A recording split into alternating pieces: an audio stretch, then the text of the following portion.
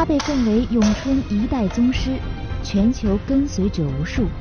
由出世對至到過身，除咗教功夫，冇做過其他嘢。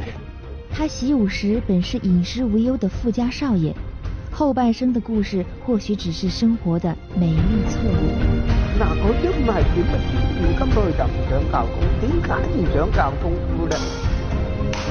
影視作品把他塑造成神，個中多少創舉，多少是真。當時日本仔亦都知道葉問係個功夫，曾經有約佢葉問嚟講啊，盡量避。他最有名的徒弟李小龍與他有着怎樣的往來過從？李小龍曾經揾過我，叫我勸下老豆。放眼地中華，走訪葉問故里，一竿功夫就地，尋找真實的葉問與詠春。我们都说吧，一方水土养育一方人。那今天啊，在佛山这缓缓流动的珠江水，是孕育出了几代的武术名人。佛山南海区的罗村便是叶问的故乡。今天呢，在这里习武的风气依然是非常的浓厚，不论是男女老少，他们强身健体的观念啊都非常的强。那走在这里窄窄的街道上，没几步你就会发现一间那种民间的武馆。据说啊，至今罗村依然有2万多人在练习咏春拳，而且每年呢都会有很多大型的武术比赛在这里举行。世界各地各界教派的人们呢都会云集到这边来进行切磋和交流。他们都说啊，一个咏春的同门，一个叶问的弟子，这一辈子一定都要回来罗村一趟。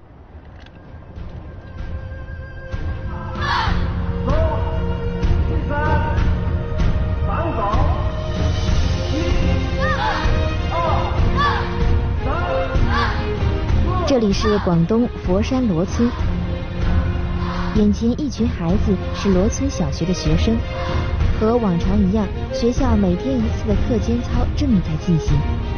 但和其他学校不一样的是，他们的课间操居然是练习咏春。4年级的小文思今年11岁，他告诉我们自己已经练习了3年的咏春了。现在班上有很多同学都跟他一起练拳，而他们学拳很多都是基于对叶问的崇拜。叶问是天下无敌，每次都能打倒自己的敌人。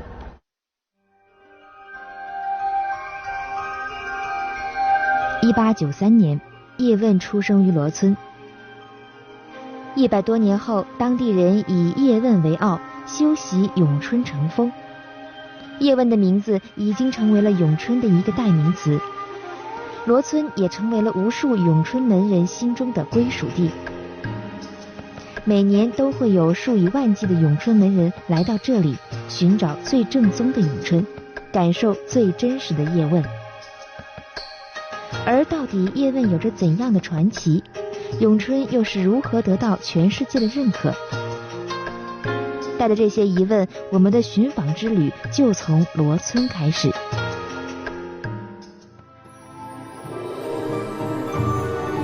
罗村的习武风气早在100多年前就已经存在了。民国初年，功夫拳术的发展到达了一个历史高潮。起初的武师和镖局大都集中在北方，而随着火车和轮船的相继出现，令交通便捷，大量镖师失业迁徙到南方求生。自古有浓烈习武风气的佛山，就成了这些武林人士最好的落脚地。北方的拳法和佛山当地的武术不断交流比试，整个佛山武林呈现出井喷式的活力。就在这一时期，一位生于大户人家名叫叶问的少年开始修习当时的贵族武术。当时咏春在佛山是一门2世祖功夫，非有钱人家的子弟难以学成。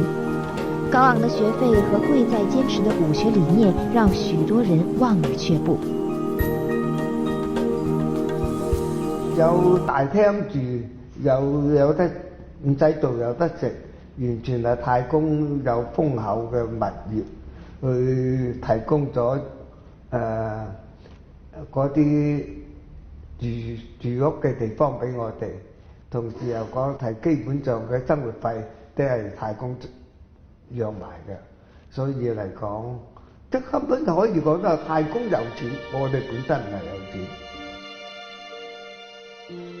叶准，叶問的長子，89歲高齡的他，每個月都會坐幾個小時大巴從居住地香港來到羅村交權，而他的父親葉問卻從未在羅村收過弟子。葉問幼年時，佛山葉氏家族為佛山望族，年幼的葉問天資聰穎，卻體弱多病。佛山永春宗師梁贊的弟子陳華順租用葉氏宗祠開館收徒，年僅7歲的葉問便在這個時候拜入陳華順門下，開始修習永春的最初級套路小念頭。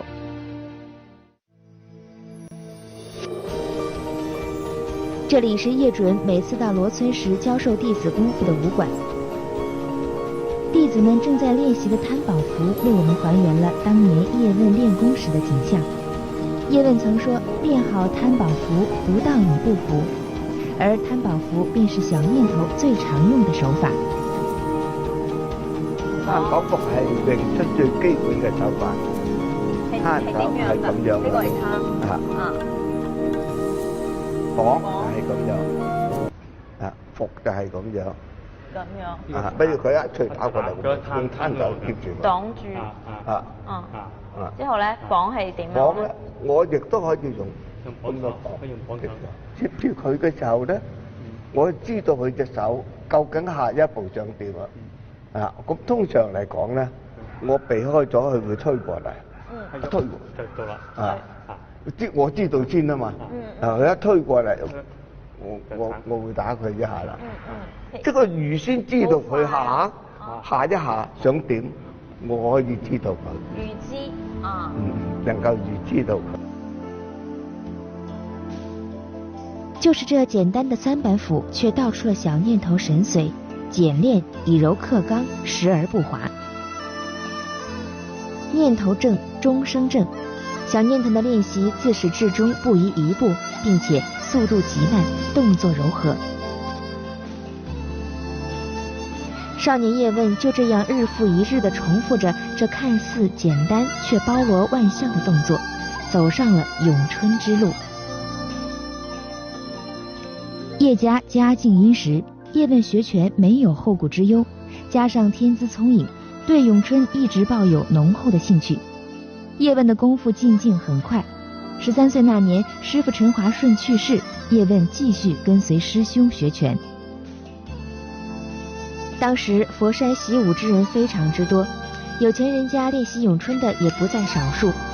為何偏偏就是葉問從這麼多人中脫穎而出，並最終成為了一代宗師？民國初期的佛山，每到豐收的時候呢，大街小巷裡都會有非常熱鬧的秋色遊行。那有一天啊，一個少年正帶着自己的表妹在觀看秋色表演的時候，突然發現一個軍閥排長對自己的表妹是動手動腳，便立刻把她撂倒在地。那要知道那個時候一向欺壓百姓的軍閥怎麼能嚥得下這口氣呢？於是乎這個排長啊掙扎着站起來後啊，是直接掏出手槍對準了這個少年。而當時誰都沒有想到，這個少年是一個瀟灑的轉身，然後立刻自己用手呢握住了對方的手槍，直接用大拇指的力量啊把這個手槍是活生生的給捏彎了。這樣的身手是讓當時圍觀的人們驚嘆不已。而這個單手捏壞手槍的少年，則是後來家喻戶曉的一代宗師葉問。年僅15歲的葉問已經習拳8年，由於天資聰穎又勤奮刻苦，葉問在佛山永春同門比試中竟無敗績，逐漸聲名遠播。1908年，葉問第一次離開佛山去了香港求學，他的命運也在這裡迎來了大轉折。就因為我哋嘅姻親喺香港係有錢佬嚟嘅，咁佢就培養葉問，叫葉問嚟香港入讀政治大法。正是在香港求學期間，葉問認識了另一位詠春高手，他的師祖詠春拳王梁贊之子梁弼。梁弼主動邀請當時在佛山已經小有名氣的葉問切磋詠春，而他們的切磋方式就是吃手，吃手是咏春拳术中假定敌我双方已经接触后的情况，根据自己的判断去寻找攻防节奏的一种练习方式。与许多门派的功夫都有套路不同，咏春吃手没有固定套路，讲求实战反应。如今89岁的叶准仍然经常和自己的徒弟单对单吃手。每次叶准和徒弟吃手时，徒弟总要全力以赴，不然一不小心就会被叶准击败。吃手强调一个人的整体概念，无论发力还是呼吸都要放鬆自然。但詠春拳呢就一定要放鬆啊！佢最精髓，我覺得佢係一個環節，我哋係練習咧係黐手嗰個環節，就會令到人個大腦好放鬆。How it's not using strength against strength, mainly using the relaxed force, soft force against the hard force. 过往在吃手上浸淫出功夫的咏春门人都会给人一种儒雅的印象，而咏春门人还会用吃手来判断功夫的深浅。当叶问和梁壁一搭手，就明白自己遇上了劲敌。师傅曾告诫他，与人吃手如果是硬邦邦的感觉，不足为惧，但遇上双手如烂布般似有力又似无力的，那便要小心。眼前的梁壁正是叶问此前从未遇见过的此类型对手。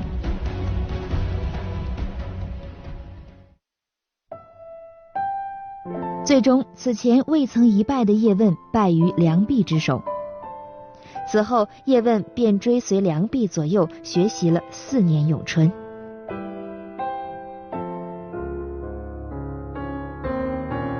跟随梁壁习得咏春神髓的叶问返回佛山后，与张永成成亲。张家当时是佛山名门望族，从小明事理的张永成无条件地支持叶问继续深造咏春。依靠殷实的家底，叶問不需工作養家，習武郊遊，與武林人士切磋幾乎是他生活的重心。就我嘅記憶嚟講，就我老豆就冇乜理屋企制啊，所以教養我完全係喺我媽咪嗰度。老豆嚟講咧。佢嘅社交好廣闊，成日去同人哋應酬，得閒咧就玩功夫，對屋企嘅責任咧完全俾晒我老母去搞，所以我喺個童年嘅時候，只係記得老母嘅啫。叶家大院位於桑園大街，當年的葉問經常和武林好友在此切磋功夫。成日約埋啲朋友，咁啊翻嚟我哋有一個大廳，好似啲比較呢度仲大噶，嗰個天井又大好多噶，咁啊約埋一啲詠春嘅同門翻嚟玩功夫，咁啊成日都叫佢見親你喺屋企都係玩功夫噶，打下樁啊咁。在這樣日復一日的切磋中，葉問的功夫愈發精進了。在桑園中，葉問也匯遍了武林各路好手。通過和其他門派的無數次切磋，詠春已經被葉問演繹得出神入化。也正因如此，葉問被南方武林同仁譽為詠春派的第2位良贊。此時的葉問不到40歲，正處於人生的巔峰。按照南方武林的傳統，這時的葉問早應該開枝散葉，開館教拳了。葉問卻並沒有如此。就6、7歲嘅時候咧，就睇踎喺樹或者坐喺個凳仔嗰度睇老豆同埋啲人玩功夫。咁啊，當時我記得阮岐山啊，即係我哋叫做揸白啊，喂，你仲唔教你個仔咁？咁我老豆咁細個點啊？大啲先啦。咁啊，嗰個揸白咧就喂，我教你。究竟是什麼原因讓葉問選擇不收徒，連自己兒子也不教？而这种境况是在何时迎来了改变？刚刚叶准老师给我传授了几招咏春拳之后呢，他给我最大的印象啊，就是有迅雷不及掩耳之势，可以说呢，出手是快准狠，犹如闪电一般。但是呢，这个咏春拳啊，它不只是一个快字这么简单，其实它非常讲究我们的身体结构和关节的灵活性，可以说要用一种寸劲的发力方法，才可以在最短的时间和距离内呢，同时进攻和防守。可能今天很多人觉得咏春拳过于简单，打来打去吧，也就摊绑扶3招。但我想，无招胜有招才正是咏春的气质。叶准广为收徒，有教无类，但他父亲叶问的前半生却并不愿意收徒教拳。叶准和自己父亲后半生一样，弟子遍布世界各地。而当年叶问在佛山的时候，却非常不愿意收徒教拳。叶问一直生活在武林中，和江湖懒散随意不同。当时佛山武林界有自己固定的聚会场所，武林有着嚴謹的門派，也有嚴謹的師門傳承。佢都唔係點樣轉變，根本佢就唔想教功夫。點解唔想教功夫咧？因為當時個社會嘅風氣咧，中國好多種文化，好多有錢佬啲世家子弟都願意學習嘅，好似包括功夫啊，或者書法啊，或者玩音樂啊，或者係寫畫啊咁等等嘅。但係當你嘅生活有困難嘅時候咧，就要將學嗰種嘢嚟揾食咧，就成個人格都降低咗㗎啦。嗱，我舉個例啊，譬如一個書法家啊，佢有錢嘅時候啊，你要嗌佢寫一幅字，寫幾個字，你好困難，佢啲字好矜貴。但當嗰個書法家生活唔好，要賣住嘅時候咧，佢成個都降低晒㗎啦。咁呢種風氣咧，學功夫亦都係咁嘅。一路回顧由贊先生傳落嚟，傳到葉問嗰幾代，學功夫嘅人會好多啊！但真係教功夫係一個至兩個嘅啫，好多人都唔願意教，主要受到呢種風氣嘅影響。然而，叶问风光的日子并没有持续多长时间。1938年，日本军队占领佛山，佛山叶家开始没落，叶问一家生活陷入了困境。日本仔嚟咗之後咧，咁咧就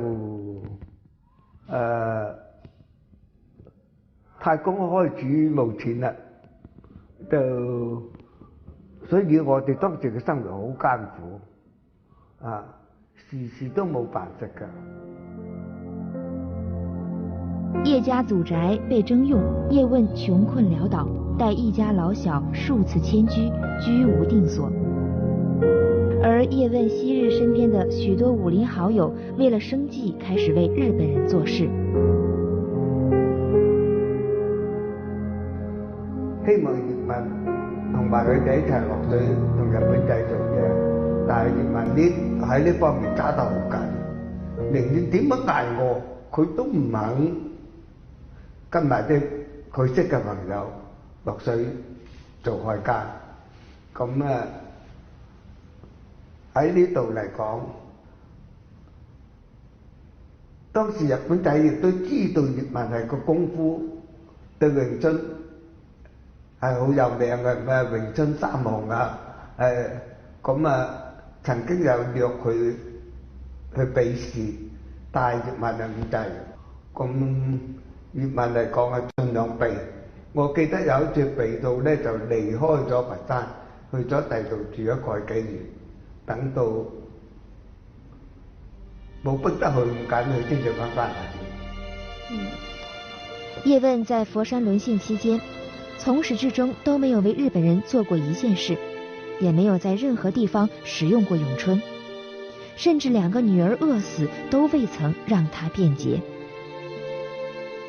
佢嗰種嘅淡定，嗰種從容，你會發現呢種我哋所謂人生最難度過嘅逆轉，喺佢生命裏邊冇留下到傷痕，冇留下到一個唔快樂或者負能量嘅創傷。點解咧？我覺得一定係因為詠春，一定係功夫，令到佢嘅意志，令到佢嘅心靈可以好鬆容、好閒然咁面對呢一啲所謂我哋人生嘅悲歡離合啊！所以呢個就係功夫神奇之處啊！呢個亦都係我哋中國武術最奇妙嘅地方，亦都係最打動我嘅。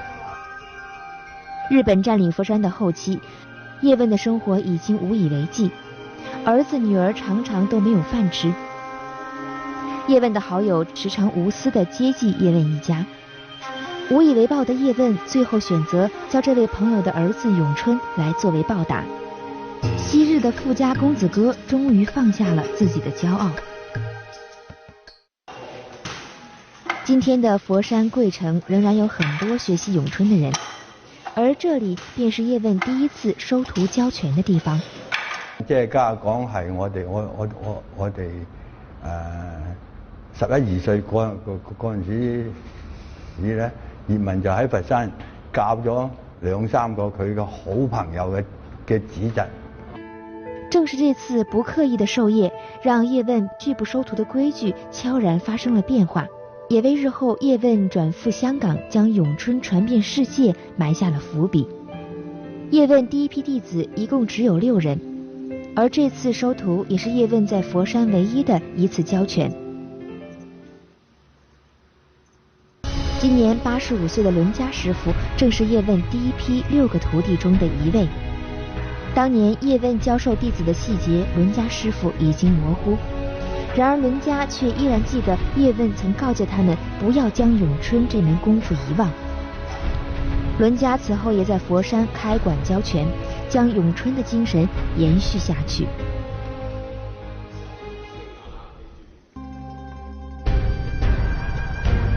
隨着抗戰的勝利，葉問漂泊的生活終於得到了安寧。避難四方的葉問回到佛山進行治安的維護。一日，他帶領部下在鬧市跟蹤一名武藝高強的罪犯，並最後赤手空拳將罪犯制服。多年的隱秘，詠春又一次出現在人們面前，整個佛山武林震動，詠春葉問再次聲名遠揚。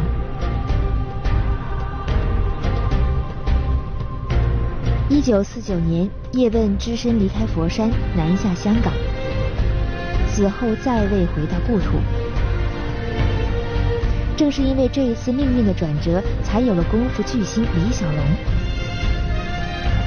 也正是這一次赴港，才使得詠春真正的開始傳遍世界各地。1954年，14歲的李小龍經過朋友的介紹呢，在利達街的一個武館是拜葉問為師。那多年之後，李小龍在美國是獲得了巨大的成功，成為了國際著名的華人武打電影明星。而他的英文名 Bruce Lee 更是成為了許多外國人心目中功夫之王的一個代名詞。那後來呢，Bruce Lee 又再次回到了香港。當他又找到師傅葉問，以這個一棟樓為條件，想要換得這個詠春拳的木人樁法的時候呢，卻被葉問是婉言的拒絕了。那葉問為什麼要拒絕李小龍的這個請求呢？師徒二人之間是不是又有一些不為人知的故事呢？在下周，我們將追隨中年葉問的腳步，轉赴湘江，找尋他下半生的人生軌跡。探尋葉問詠春傳遍世界的奧秘。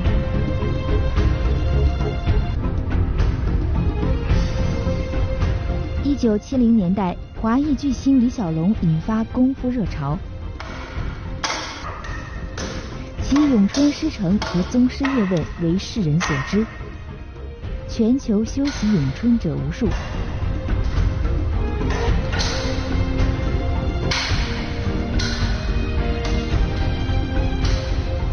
近年葉問傳奇被數度演繹，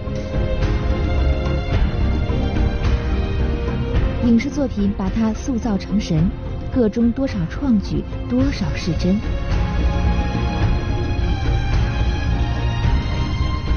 他最有名的徒弟李小龙与他有着怎样的往来过从？李小龍就中文過我，做過勸下老豆。放眼地中华，走访叶问故里，一干功夫就地，寻找真实的叶问与咏春。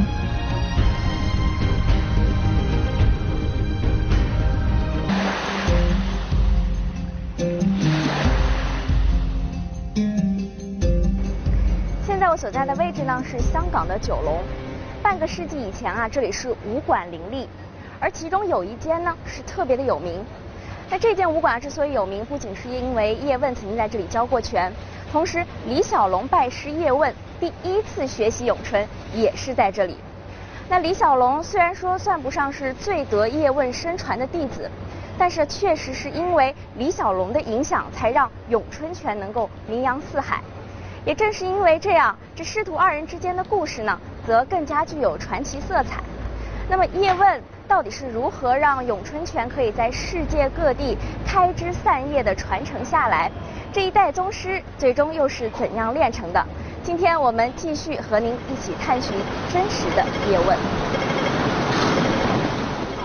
香港九龙水渠道咏春体育会，89岁的叶准大部分时间都在这里教拳。咏春体育会成立于1968年，是咏春弟子集资给叶问筹办的教学地点。如今这里仍有10位宗师的嫡传弟子在轮班教拳。咏春的学徒来自各行各业，其中也有不少慕名而来的外国人，每个月远渡重洋飞到香港练拳。So I wanted to see what did Bruce Lee learn. You know what? Even Bruce Lee's Jeet Kune Do down in Santa says 50% of that is Wing Chun. To understand Bruce Lee is to understand what he learned as his foundation.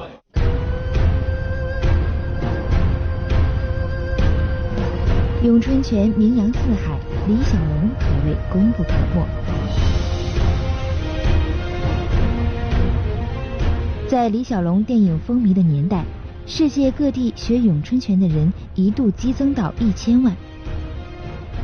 让人难以想象的是，在20-30年前，咏春还只是一门很小众的少爷拳。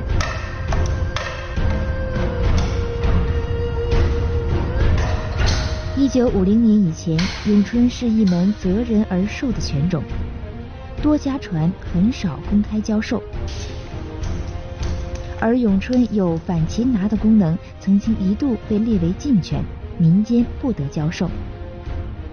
那么，咏春何以在短时间内扬名世界呢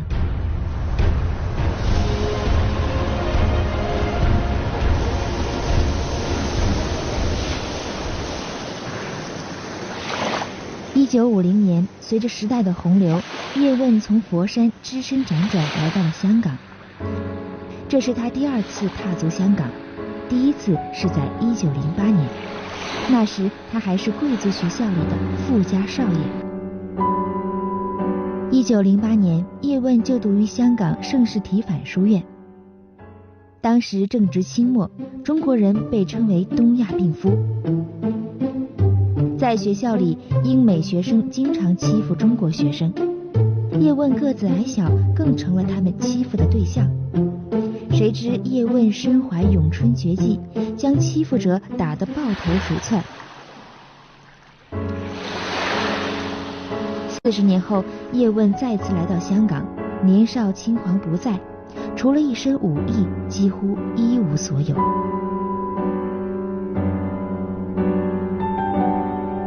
一嚟到咁啊，老豆住喺度咁啊，今日老豆住喺度。點解住喺嗰廟裏邊咧？冇地方住咪點啫？嗰個廟祝就同我老豆好熟，我好朋友。我都嚟過呢度住過啊，嗰啲時間啊。嗰時候因為揾唔到嘢做，我就翻返上國內讀書。咁你之前係住喺邊度啊？後邊有佢而家呢個咧就講辦事處。係啦係啦。嗰邊咧，佢以前嗰邊都係房嚟㗎。葉問就喺裏邊啲房住住。住喺家冇咁靚㗎，冇家陣咁靚㗎。當時依間廟嘅廟祝都香火好盛。啊！朝頭早一早就有人嚟拜神嘅。夜晚就擺到成11點幾鐘㗎。哦，咁你點瞓嘛？瞓唔瞓得到啊？咁嗰個時候咧，嗰葉問你喺人哋嗰度住，梗係唔好影響人哋嘅工作㗎啦。所以佢嚟講啊，一早佢就出街㗎啦。哦。咁啊，至到夜晚11點鐘後，佢就翻嚟瞓。不在庙里的时间，生活窘迫的叶问便四处去。大部分时候会坐轮渡过海，在中上环一带游逛。在街上偶尔会碰到昔日富裕的同窗，而叶問卻不理會，始終不願去找他們。根本揾唔到嘢做嘅嗰時候。啊，佢就話年紀大啲啫，我即係20幾歲啦，都好難揾嘢做，靠過去啲積蓄慢慢使。这位曾經的富家少爺，除了一身詠春絕技，竟然找不到謀生的方法。在香港輾轉多時，仍舊身無長物。時間匆匆過了半年，葉問依然每天四處遊蕩。有一天，葉問突然昏倒在了街頭。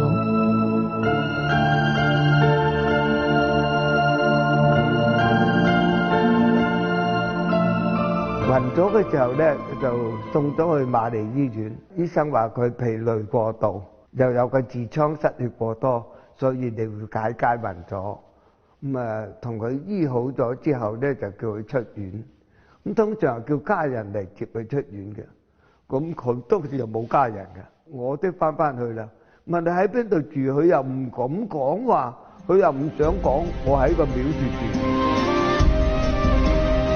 最後，一個老朋友李明為葉問解了困。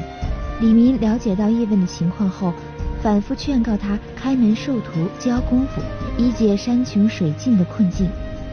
最後，一直視詠春為國術精粹，以教拳謀生為恥的葉問，終於為生活所妥協。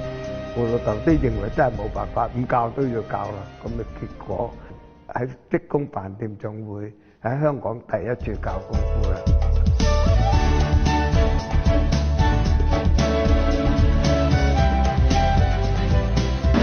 幾耐冇翻嚟呢度啦？冇嚟咗好耐啊，所以都唔認得滯啊。嗰時候呢一座大廈咧，只係5層嘅啫。職工飯店總會就係喺上第5層，咁係利用佢個飯店職工總會嗰度去教功夫之外，人多啲啊上埋天台。這棟樓就是港九職工飯店總會。雖然經過翻修，但基本樣貌依然沒變。1950年，葉問出院後便來到這裡，準備開門授徒。港九飯店職工總會嗰個理事長叫做梁相，咁教功夫嗰啲第一批嘅徒弟咧，都係嗰個理事長梁相同佢揾嘅。梁相本身也是教拳的，他看到葉問身形瘦弱，小念頭的動作也很慢，實在懷疑葉問的實力。咁樣嚟講咧，葉問咧就同佢講嗱，或者試下啦咁講。我知道你係教功夫嘅，我又教功夫。咁當時兩個就試。佢當時嗰飯店職工總會咧係5樓，再上一層係天台，兩個就上天台。眾人見葉問、梁相兩人要比武，頓時熱血起來，紛紛起哄跟着要上天台觀戰。誰知葉問攔住了眾人，要求把門給關上，誰也不能上去看。門關上之後，大家只能豎着耳朵細聽天台上的動靜，屏住呼吸等待開戰。這場比武究竟是怎樣的情景？勝負如何？下節回來繼續講述。這裡是葉問和梁相當年比武的天台，時光沖刷了所有的痕跡，他們如何比試已無從知曉。上咗去大約係2-3個月落翻嚟之後咧，梁相以後咧再冇教龍翼，跟葉問學詠春。天台一戰之後，葉問在飯店工會教授詠春的日子也正式開始。他的住处搬到了工会里，生活总算有了着落。